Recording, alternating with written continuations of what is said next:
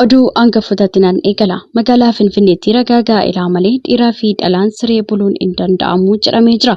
Dhiiraa fi dhalaan waraqaa ragaa fuudhaaf heerumaa yoo hin qabaanne siree hoteelaa kireeffachuun akka hin danda'amne ibsamee jira. Bal'ina odeessa kanaa qopheeffannee jirra. Kan isin biraan geenyu ni ta'a. Odeessa keenya kan biraatiin pireezidaantiin tokkummaa waldoota warra wangeelaa Itoophiyaa Paaster Tsaadiquu Abdoo jechaa fi gocha fakkeenya waldaa warra wangeelaa Itoophiyaa ta'uudhaan tajaajilaa kan turan beekamtii argatanii jiru. Bal'ina odeessa kanaallee qopheeffannee jirra. Kan isin biraan geenyu ni ta'a. Odeessa keenya kan biraatiin gama hojii tola ooltummaatiin maqaan isaa yeroo hedduu akka adda dureetti kan kaa'afamuu fi dargaggeessa cimaa kan ta'e Maaster Abinnat Kabbada mudannoo naasisaan isa mudate maalidha kan jedhu bal'ina odeessa keenyaan qopheeffannee jirra. Kan isin biraan geenyullee ni ta'a.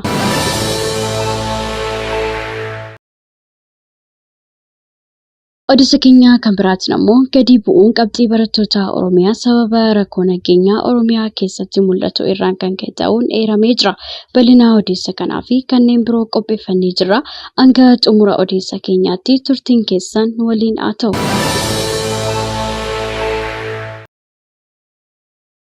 Nagaa fi araarri Kiristoos bakka jirtanitti hunduma keessaniif haa baay'atu. Akkam jirtu daawwattoota Kiristiyaan Miidiyaa.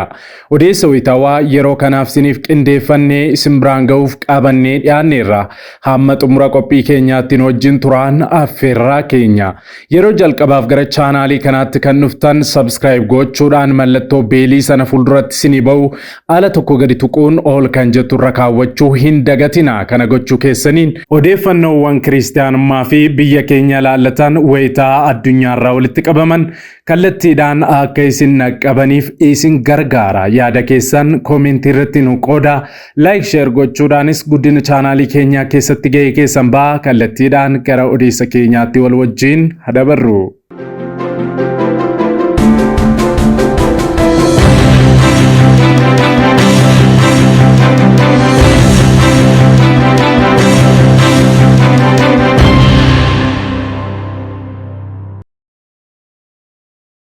Odeessa keenya jalqabaatiin Finfinneetti ragaa ilaa malee dhiiraa fi dhalaan siree buluu akka hin danda'amne ibsamee jira. Dhiiraa fi dhalaan waraqaa ragaa fuudhaaf heerumaa yoo hin qabaanne siree hoteelaa kireeffachuu akka hin dandeenye himamee jira. Egaa bulchiinsa magaalaa Finfinneetti waraqaa ragaa dhirsaa fi niitii mirkaneessu yoo hin qabaanne dhiiraaf dubartiin siree hoteelaa qabatanii buluu akka hin dandeenye seerri ba'ee jira. Manni qopheessaa bulchiinsa magaalaa Finfinnee akkuma qulqullina magaalichaa eeguun itti gaafatamummaa isaa ba'aa jiru. Cimsamuu fi jireenya hawaasummaas to'achuun waan irraa eegamuuf dhiiraa fi dubartiin waraqaa ragaan fuudhaa fi heerumaa malee mana siree buluu akka hin dandeenye labsii haaraa bara kanaa keessatti hojiirra akka oolullee beeksifamee jira. Ammaan booda warri abbootii qabeenyaa mana ciisichaa qabanii fi waardiyyootaaf xalayaan akeekkachiisaa akka isaaniif kennamu mana qopheessaa magaalaa Finfinneetti kutaan beeksisaa addeessee jira. Biiroon magaalichaa sababiin ibsa kana baaseef ammoo waggaa darbe keessatti magaalaa Finfinnee keessatti gaa'elli lakkoofsaan hedduun kan raawwatame yoo ta'u kutaa mana qopheessatti kan galmaa'ee garuu 302 ta'uusaa hubachiisee jira. Ragaan akka agarsiisutti gaa'elaa 302 keessaa gaa'elli 250 lammiilee Itoophiyaatiin kan ta'e yoo ta'u kan kanarraa hafan ammoo lammiilee biyya biraatiin ta'u biiroon magaalichaa beeksiseetiin jira. Dabalataanis bara darbe keessatti daa'imman 1000 lakkaa'aman kan dhalatan yoo ta'u mana qopheessaa magaalichaatti kan beekaman garuu daa'imman 3033 qofa ta'uun illee hubachiifamee jira. Egaa manni qopheessaa magaalaa Finfinnee ragaa fuudhaa dhalootaa fi du'aa erga qopheessuu eegalee waggootii hedduu kan dabarse yoo ta'u tajaajila kanaas si'ataa gochuudhaaf ragaaleen kunneen waraqaa ragaa kanfaltii malee kan raawwatamu ta'uusaas ibsamee jira. Kanaafuu namoonni kana hubatanii waraqaa ragaa barbaachisoo ta'an qabachuun bu'aa isiniif qaba waan ta'eef iyyuu jechuudhaan illee beeksisee jira. Akkasumas dhiiraa fi dubartiin magaalaa Finfinnee keessaa malee bakka biraatii dhuftan waraqaa ragaa jedhame kana yoo hin qabaanne siree tokkorra waliin buluu akka hin danda'amne manni qopheessaa magaalaa Finfinnee ibsa baaseen akeekkachiisee jira. Egaa durgoo daa'immanii argachuudhaaf dhala seera qabeessaa argachuu akkasumallee sooroma bahuudhaaf lakkoofsi umurii murteessaadha waan ta'eef galmaa'uun barbaachisaadha jechuudhaanis hubachiiseetiin jira.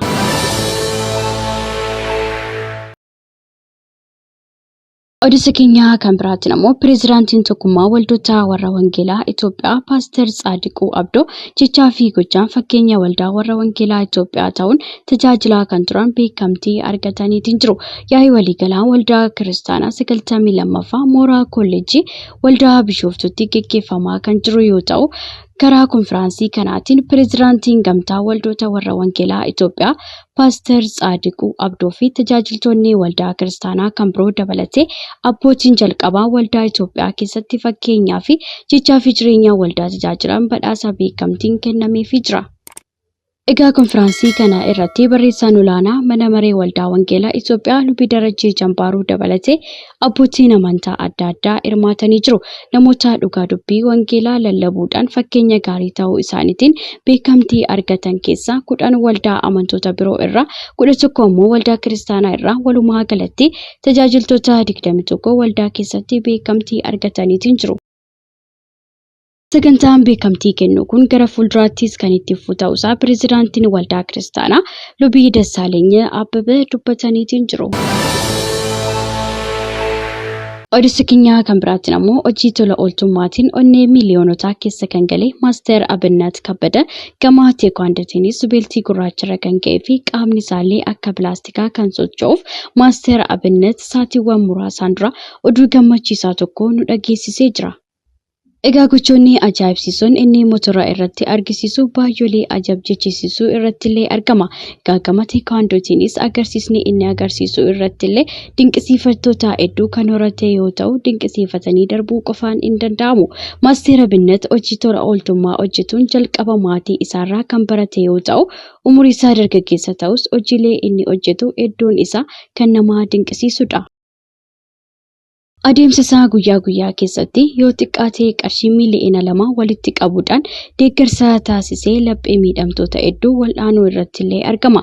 Gochoota gaarii gama sooshaal miidiyaatiin taasisuunis akka meeshaatti kan itti fayyadamuu fi dargaggeessi umurii 32 akka salphaatti hawaasa miiliyoonaan lakkaa'aman bira akka ga'u faayidaa akka isaa argachiisallee ni dubbata. Egaa kanaan dura hawaasa gargaaruu isaatti gaddee akka hin beekne kan dubbatu Maaster Abinnat miira beela'uu fi dheebochuu akkasumallee dhukkuba dhabuu fi argachuu jireenya isaa keessatti argee akka turellee dubbatee jira. Haalonni osoo hin mijatiin bu'aa bahii hedduu keessa ta'anii namoota gargaaruun akkam barbaachisaa akka ta'ellee ibsee jira. Marree gama hojii tola ooltummaa fi ispoortiitiin kan beekamu Maaster Abinnat hojii gaarii hojjetu kanaaf badhaasni isa jajjabeessullee qaamolee adda addaa irraa laatameefii jira. Gama hojii tola ooltummaatiin mo'achuus danda'ee jira. Maaster Abinnat yeroo jalqabaatiif awaardii maasal gama hojii tola ooltummaatiin mo'achuu danda'ee jira. Namoota sagalee naaf laattan marti keessanuu galatoomaa jechuudhaan gammachuu itti dhaga'amillee ibsatee jira.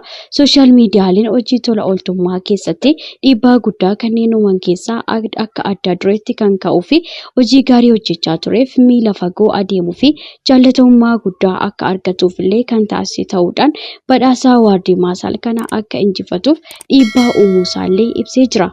Egaa baay'ooliinis gammachuu itti dhaga'amee ibsuuf irratti kan argaman yoo ta'u nutis gama keenyaan baga gammaddee jechuu jaallanna.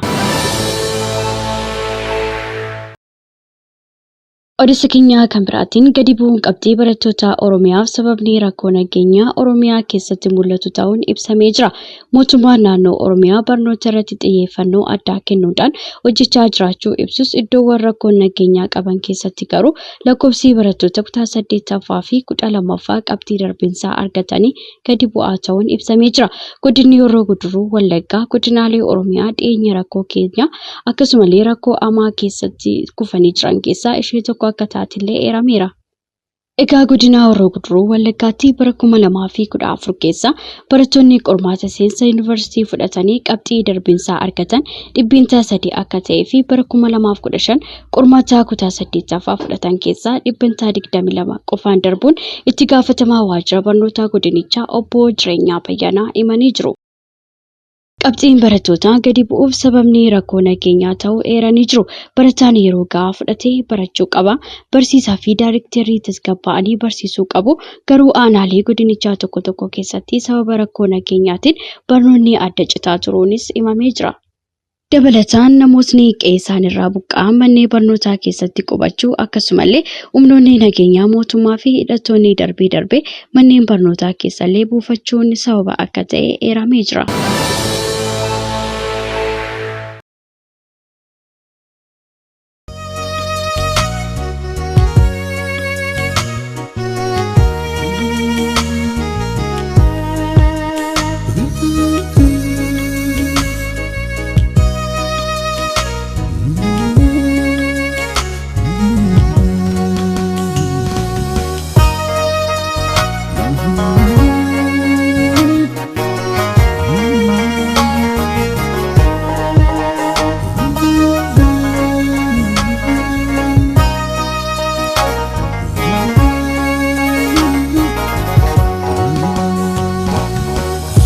Haadha koo keessaa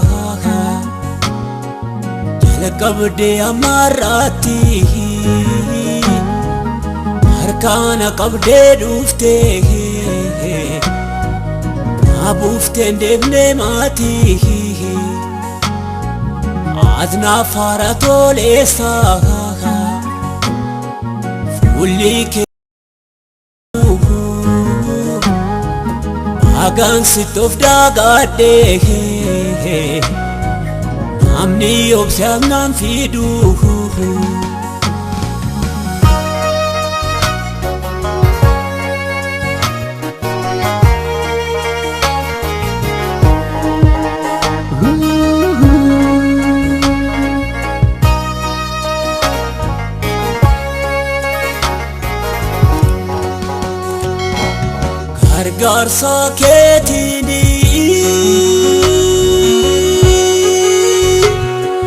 Gargaarsa keetiini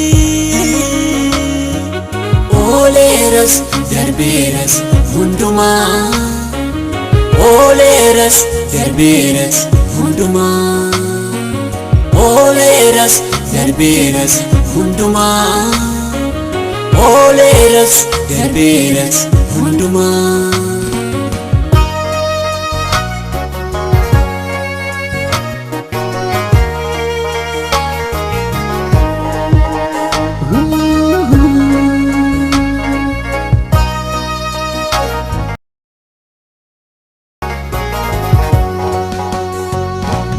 Yonju bamakaeyu Nadi tede mufetu Wafit namadafsite Anati makantetu Gafan reduati Yedu sadajifame Yandu abafshaku Mata kenka bajame Hargar sana fojete Hidoniti bokodu Sikoda kosalapate Simale wake fadu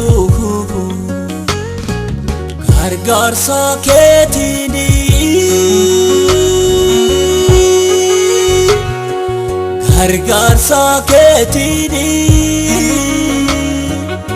Oleeras darbeeras hundumaa Oleeras darbeeras hundumaa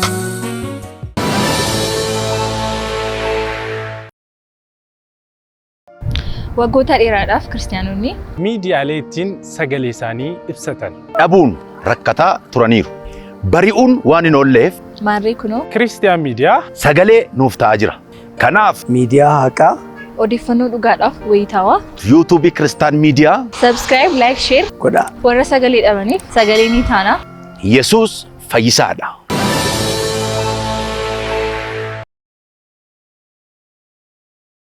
Egaan daawwattoota Kiristiyaan Miidiyaa odeessii wayitaawaa nuyi yeroo kanaaf siniif qindeeffannee kanumaan gaammaatti daawwattanidha.